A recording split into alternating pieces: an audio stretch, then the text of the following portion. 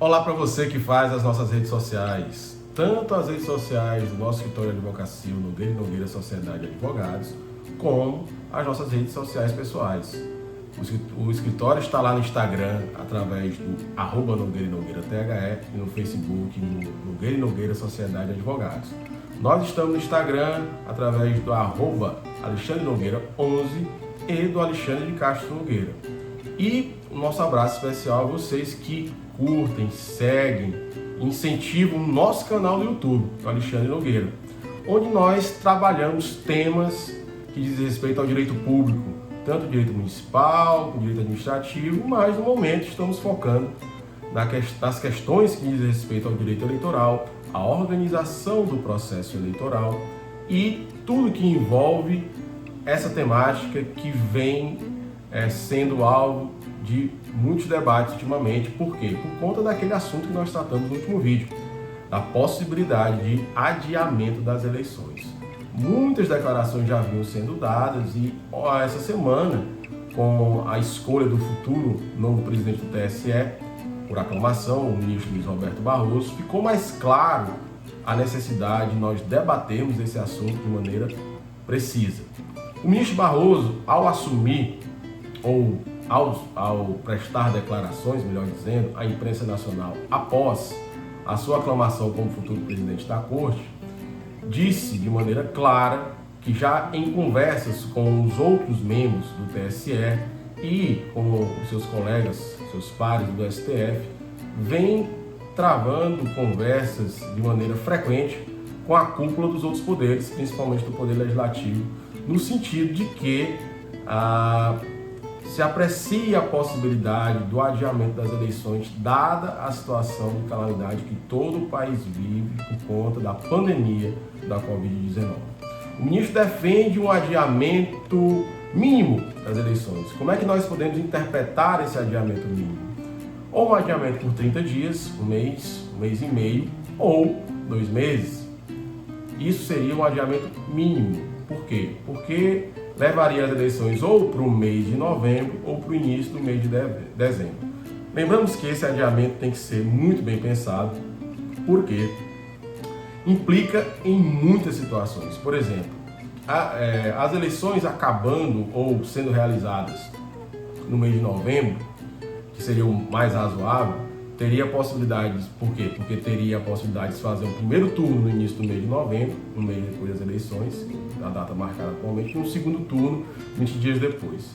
E ainda teria todo o processo de prestação de contas, de diplomação, além disso, da transição dos governos. Imagine num lugar onde um prefeito tente a reeleição não consiga. Tem que fazer a transição para o novo governo, tem que encerrar as contas, tem que encerrar o seu mandato.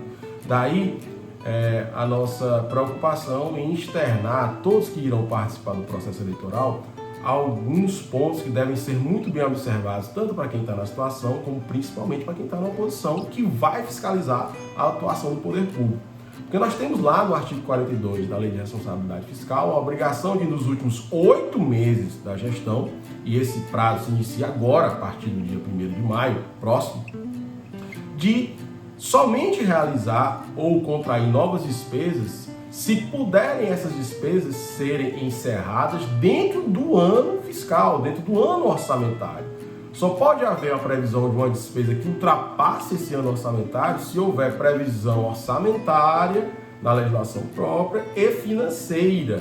Não se pode adquirir novas obrigações de maneira aleatória. Isso para quê? Para preservar a municipalidade, para preservar o poder público, para que aqueles que desejem se perpetuar no poder não façam não adotem medidas irresponsáveis somente para conseguir alguma vantagem eleitoral.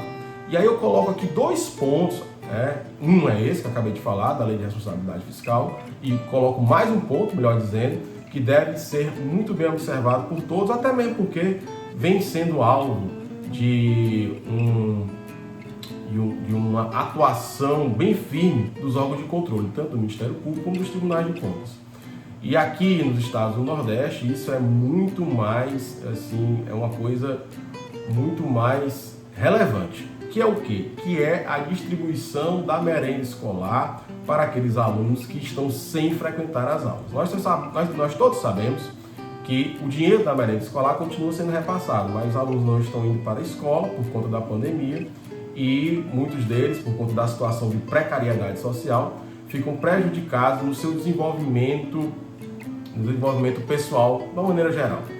E para isso, o governo federal autorizou, através da legislação própria, existe uma legislação própria que trata desse assunto, e alguns municípios, alguns estados estão trabalhando a distribuição desse dinheiro ou diretamente nas contas das pessoas que se cadastram, ou in natura, com kits, com alimentos, cesta básica e etc. E para que haja essa distribuição de bem, sem que aqueles que vierem a participar disso ou que forem responsáveis por isso e forem participar das eleições, tiverem interesse, melhor dizendo, de novo, em participar das eleições, não sofram nada do ponto de vista eleitoral, é necessário que se cumpra os critérios objetivos da distribuição. E, para tanto, é razoável que esses critérios eles sejam alinhados aos critérios de distribuição de bens e valores da Lei de Organização Social, ou seja, para que sejam destinados a famílias que estejam em situação de vulnerabilidade social e realmente precisem desse material. Para isso é importante que quem use desse método de distribuição de alimentos façam o devido processo administrativo para identificar os beneficiários, para que os órgãos de controle que irão fiscalizar essa distribuição no futuro, tanto os órgãos de controle, o Ministério Público Estadual, o Tribunal de Contas e principalmente o Ministério Público Eleitoral, que está de olho nessas situações, possam saber como foi feita essa distribuição e se não houve nenhuma ilegalidade nessa distribuição. Muito embora estejamos em período de calamidade, é necessário se observar os critérios objetivos e os princípios da administração pública. Por isso o Ministério Público está de olho nisso. Então, todos aqueles que participam do processo eleitoral devem estar atentos, muito bem atentos a essas duas situações, porque a legislação eleitoral veda a distribuição de qualquer tipo de bem em ano eleitoral, que não seja por programa social que já venha sendo executado em anos anteriores e no ano orçamentário anterior ao da realização da eleição. Essa vedação está lá no artigo 73, parágrafo 10º da Lei Geral das Eleições, a Lei 9504/97. Então, certamente nós vamos ter nos próximos dias novas instruções normativas, novas resoluções do TSE para tratar desse possível adiamento das eleições. Particularmente, eu entendo que as alterações do calendário eleitoral devem ficar restritas à organização do processo eleitoral, desde a inseminação de urnas, distribuição de material para a realização das eleições, convocação das pessoas que vão trabalhar nas eleições. Essa parte do calendário eleitoral, que é alvo de uma instrução, de uma resolução do TSE própria, certamente deverá ser alterada, bem como a legislação. E para se alterar a legislação eleitoral, para que isso possa acontecer, somente nessa conjuntura atual, por acordo de lideranças. Por isso que o Poder Judiciário, no caso o TSE, o Tribunal Superior Eleitoral, que é a cúpula da Justiça Eleitoral, está à frente e deve estar aí organizando essa situação para propor à Câmara dos Deputados e ao Senado Federal, enfim, ao Congresso Nacional,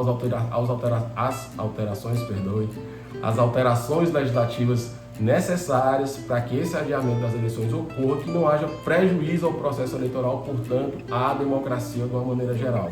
Sabemos que as eleições implicam em reuniões, em convenções, em atos de campanha que geralmente envolvem muita gente. Óbvio que esse ano vai ser diferente. As redes sociais terão um papel muito mais relevante nas eleições, mas ainda assim essas situações devem ser levadas em consideração e continuarão sendo uma realidade, obviamente, sob um outro prisma, uma outra condição, porque a sociedade não será a mesma após essa pandemia. As preocupações das pessoas serão outras, todo mundo vai ter um olhar diferente enquanto essa pandemia não passar de vez, enquanto nós não tivermos uma solução para essa situação. Então nós estamos atentos às novidades da legislação eleitoral e em breve um novo vídeo, uma frequência maior, porque a cada dia que passa é uma nova situação que ocorre, enfim, de tédio ninguém morre nesse país, em todas as áreas, né? No direito eleitoral não é diferente, no direito público não é diferente. Agradecemos a você mais uma vez o prestígio da sua audiência e até uma próxima. Muito obrigado.